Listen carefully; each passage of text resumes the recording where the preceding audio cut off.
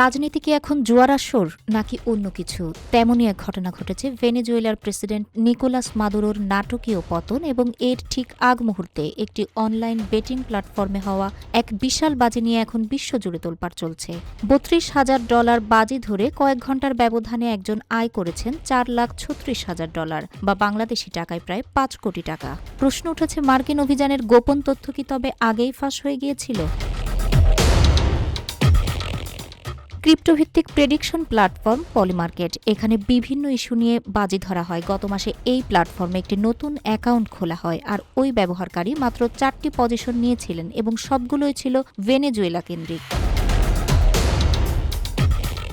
জানুয়ারির শেষ নাগাদ মাদুরো ক্ষমতা হারাবেন কিনা এই প্রশ্নে সবাই যখন সন্দিহান, তখন ওই রহস্যময় ট্রেডার বাজি ধরেন মাদুরোর পতনের পক্ষে। গত 2 জানুয়ারি দুপুর পর্যন্ত মাদুরোর ক্ষমতা হারানোর সম্ভাবনা ছিল মাত্র 6.5%, কিন্তু 3 জানুয়ারি সকাল হতেই সেই চিত্র বদলে যায়। ট্রাম্পের আনুষ্ঠানিক ঘোষণার ঠিক আগেই বাজির দর বাড়তে থাকে। বিষয়টিকে নিছক কাকতালীয় বলতে নারাজ বিশেষজ্ঞরা। পলিমার্কেটের সিইও ডেনিস কেলিহার সরাসরি অভিযোগ তুলেছেন। তার মতে, মার্কিন প্রশাসনের ভেতর থেকে কেউ মাদুরোকে আটকের গোপন তথ্য লিক করেছেন আর সেই তথ্যের ওপর ভিত্তি করে বাজি ধরেছে।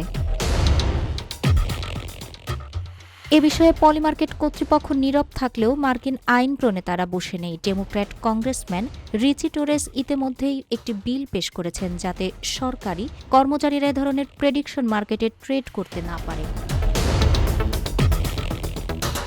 পলিমার্কেট বা কালশির মতো সাইটগুলো এখন রাজনীতির গতিপথ নির্ধারণ করছে। 2024 সালের মার্কিন নির্বাচনে এখানে $100 কোটি বাজি ধরা হয়েছিল। এমনকি খোদ ট্রাম্পের ছেলে ডোনাল্ড ট্রাম্প জুনিয়র এই প্ল্যাটফর্মগুলোর উপদেষ্টা হিসেবে কাজ করছেন। যখন মানুষ নির্বাচন বা যুদ্ধের ফলাফল জানতে টিভির দিকে তাকিয়ে থাকে, তখন একদল মানুষ গোপন তথ্যের জোরে পকেট ভরছে কোটি কোটি টাকায়। তাহেরা আক্তার, নিউজ ডেস্ক, রূপালী বাংলাদেশ।